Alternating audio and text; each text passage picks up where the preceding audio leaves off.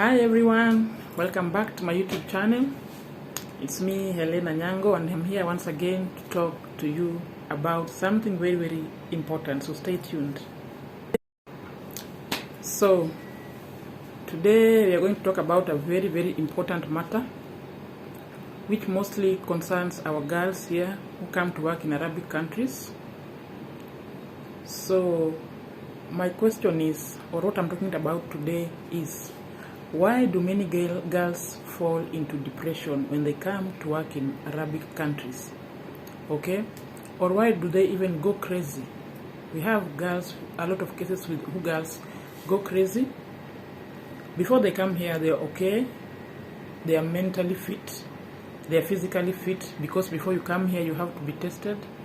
Your health has to be tested. So what happens when they come and start working in these countries?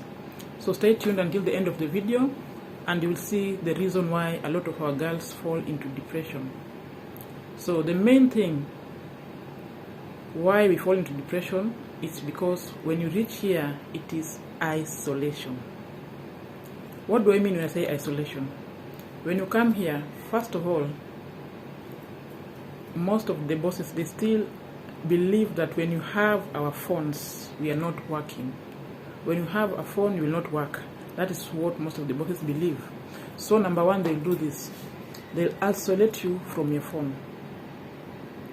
You come with your phone, you have contacts in your phone because you have family back at home, you have children, you have parents, you have close relatives, and you need that phone to communicate with them.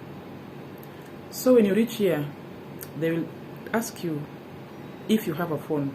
Okay, I'm talking mostly from my own experience. When I came here, there was a house I was working in, okay, and you can imagine that day I arrived, like it was 4 p.m. After a long journey, it took me 2 days to arrive here. So I arrived with my luggage, and I was ushered into, there was a kitchen, like it was a kitchen, they were sitting in a kitchen place. So you can imagine, even before me knowing where my bedroom is, even being told you can go and shower and change your clothes, even being given a glass of water, the first question the woman of that house asked me is if I have a phone.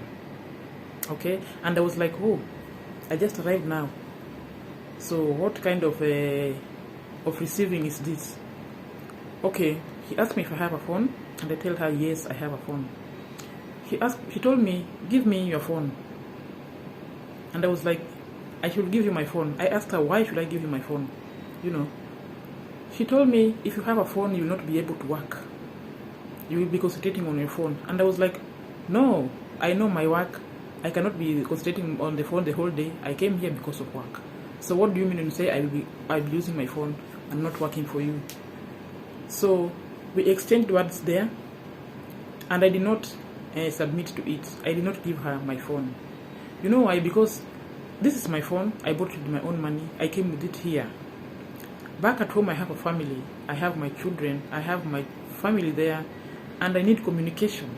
So when I reach here, because I'm now in your house, because you're the one who bought me here, you don't have a right to take away my phone from me. So a lot of ladies go through this and they submit to it. They'll be told to give us your phone, and they will do it. You can imagine how you can give someone your phone and you're working in a very far country. Very, very far. These Arabic countries are very far. Okay? So when you come here, you cannot be able to submit your phone to your boss. It is not good. And I wish that every boss could allow their workers to have phones and to use their phones, because hey, it is very, very hard. If you tell someone not to communicate back with their family, it is very, very hard even to concentrate on your own work. Very, very hard. So that is the main thing that makes people fall into depression. Because when you get someone who will submit to it, she will give away her phone. And when you ask you about your phone, when you say you want to talk to your people, they will not give you a phone. Maybe they'll be giving you once in a month. So what will you talk to your family about once in a month? Because that is not even enough time. You have to be talking to your family every day. Yes, every day. Even if it's every day at night or every day in the morning, ask how your family is. Even the family have to hit you. They have to talk to you and know your welfare. How is the work? How are they treating you? How is everything? Okay? So I wish that every boss could allow their girls to have their phones and use their phones, because that's the main thing that's making girls fall into depression and even go crazy. You cannot overwork someone and you still deny someone communication. How do you expect that person to be able to survive in that your house? How? It cannot work. Even you yourself, you cannot be able to work under that condition. Why do you expect someone else to work under that same condition? It is very, very unfair. Okay? So, when I talk about isolation, there is also isolation in terms of food. Yes, in terms of food. When you come here, you will find that when they cook their own food, we have some, not everyone, but I'm talking about a lot of things that happen here in a lot of houses. You'll find that when they cook food, they will eat, the children will eat, they will call you to remove the dishes, they will call you to wash the dishes, but they not call you to eat and join them, or they not serve you your own and go and eat while they are eating. Even if you will not share the same table, they will not give you yours to go and eat wherever you will eat from, maybe the kitchen or from your bedroom. They will not. So they will eat, the children will eat, and then if it will remain, that is what you will have to eat.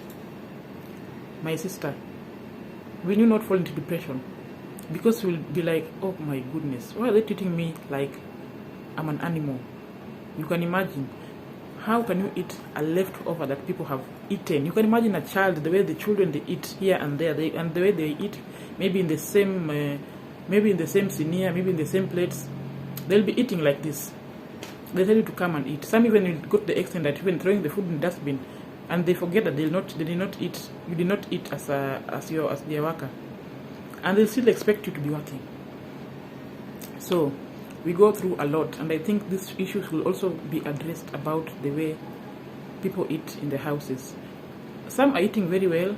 Some we have different families, but most of them do this. They give you leftovers. That is what most of them do. And you can imagine, you're in someone's country, you're in someone's foreign family, foreign country, no relative, no friend. First they took your phone, you don't have any communication. So who will you cry to? It's just be you and your own mind, overthinking. You find yourself falling into depression without knowing. Okay? Some even go to the extent of giving you your own spoon. They'll give you your own plate. They'll give you your own cup. They'll give you even your own chair that you'll sit down on. Is that not inhuman? Even your own chair. Okay? So that's what makes a lot of ladies go into depression. The third thing, this one is, it can make you go into depression either if you are here or if you go back home. Because most of the time, it is how we spend our money. So when you come here, you have your focuses, you want to do 1, 2, 3 things. So you'll be sending money at home, knowing that maybe your things are being done. Okay? You send a certain amount of money, knowing that you want to do 1, 2, 3 things. And then you come to realize that it was not done, or they did not do it, but they squandered all your money. You will get into depression. Either it will depress you here, or even if you go back home, you still get into depression. So what you should do is you should be very, very wise when it comes to sending money back home. When you're doing a project, make sure you find someone who is trustworthy. If there's no one who is trustworthy, please don't do it when you're here. It's only 2 years you are here. You can save your money, but not in the house. You'll just find another means of saving your money until you go back home and do it yourself. But if you have someone who you trust, like you trust, you can send them the money. We have seen a lot of cases where girls go back and start falling into depression when they're back home. Some even kill themselves, they commit suicide. Because you can imagine this job, no off day, working long hours. Maybe it's a house that have a lot of people every day. Maybe it's quarreling with the mother, quarreling with the children, quarreling, And then you go back home, you find nothing. You will fall into real depression. And it happens. It happens so much. So I think that's the main things. I think that's the main thing that makes our ladies or our girls or our women who come to work in Arabic countries fall mostly in depression and even go crazy. We have had a lot of stories and we have seen. They go back home, they are mentally crazy. They are here, they are mentally crazy. Okay? So, I'll see you in my next video. I'll be posting about how you can overcome all this depression, how you can overcome it when you're still here in Gulf, or how you can deal with it. Okay? So stay tuned, watch my next video. Please don't forget to subscribe to support me. I'll be seeing you in my next video. Share this video if you find it useful. Comment down below, let me see if I forget anything that makes our ladies fall back into depression when they come here.